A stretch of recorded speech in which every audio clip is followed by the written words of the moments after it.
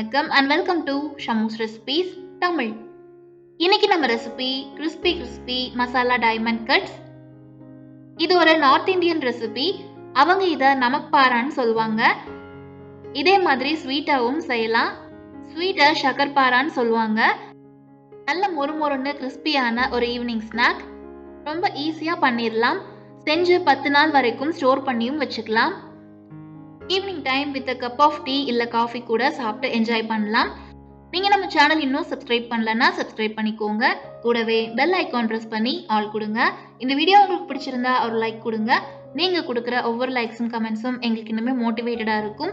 இப்போ வாங்க ரெசிபி செய்ய ஸ்டார்ட் பண்ணிடலாம். ஒரு அகலமான பாத்திரத்தில் 1 கப் மைதா ஆட் பண்ணிக்கலாம். இந்த ரெசிபியை கோதுமை மாவுலையும் பண்ணலாம். கடைகளில் வாங்குற டேஸ்ட் வேணும்னா மைதா சேர்த்துக்கலாம். ஹெல்த்தியாக பண்ணணும்னு நினச்சிங்கன்னா ஆட்டாலையும் பண்ணலாம். இது கூட 2 டேபிள் ஸ்பூன் ரவை சேர்த்துக்கலாம்.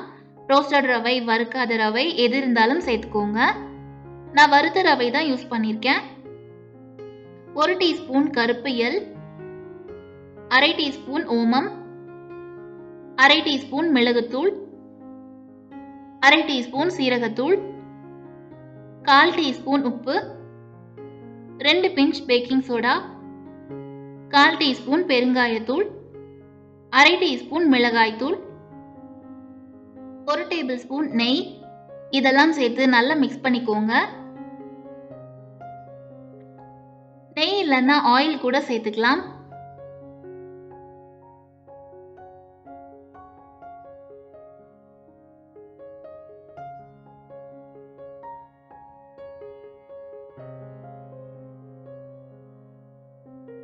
இந்த மாதிரி மிக்ஸ் பண்ணிட்டு கொஞ்சம் கொஞ்சமா தண்ணி விட்டு சப்பாத்தி மாவு கன்சிஸ்டன்சிக்கு பிசைஞ்சு எடுத்துக்கலாம்.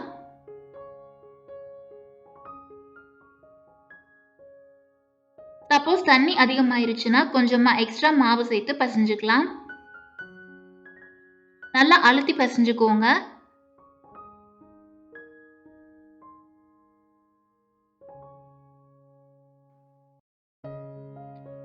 இந்த மாதிரி பிசைஞ்சிட்டு லைட்டா ஆயில் அப்ளை பண்ணி ஒரு மூடி போட்டு மூடி 15 நிமிஷம் ஊற விட்டுடலாம்.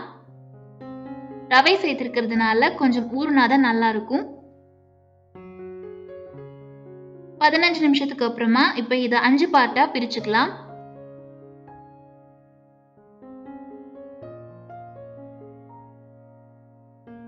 கொஞ்சமா அரிசி மாவை டஸ்ட் பண்ணிட்டு தரட்டிக்கோங்க.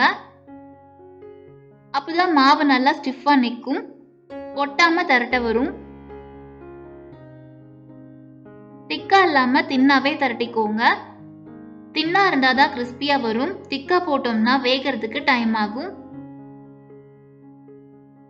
பாருங்க, இந்த அளவுக்கு தின்னா தரட்டிருக்கேன்.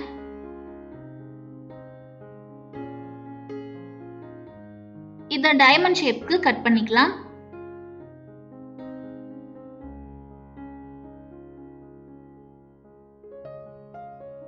ஒரு பாத்திரத்துல ஆயில் சேர்த்து ஹீட் பண்ணிக்கலாம்.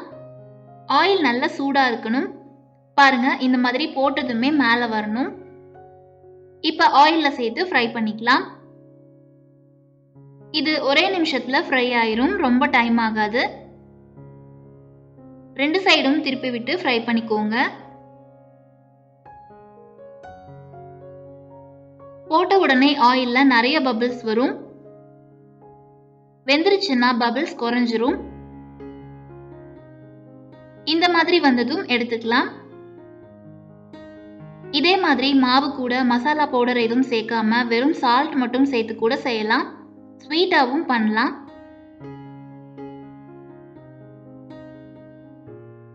எல்லாத்தையும் இதே மாதிரி ஃப்ரை பண்ணி எடுத்துடலாம். இப்ப கிறிஸ்பியான மசாலா டைமண்ட் கட்ஸ் ரெடி ஆயிருச்சு.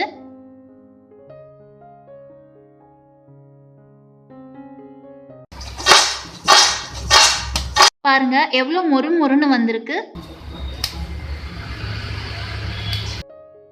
ரொம்ப ஈஸியா செய்யக்கூடிய ஒரு ஸ்நாக் ரெசிபி. இது ஒரு ஏர்டைட் கண்டெய்னர்ல போட்டு 10 நாள் வரைக்கும் ஸ்டோர் பண்ணிக்கலாம். நீங்களும் இதே மாதிரி வீட்ல செஞ்சு பாருங்க. ரெசிபி பத்தின ஃபீட்பேக்கை மறக்காம கமெண்ட்ஸ்ல சொல்லுங்க.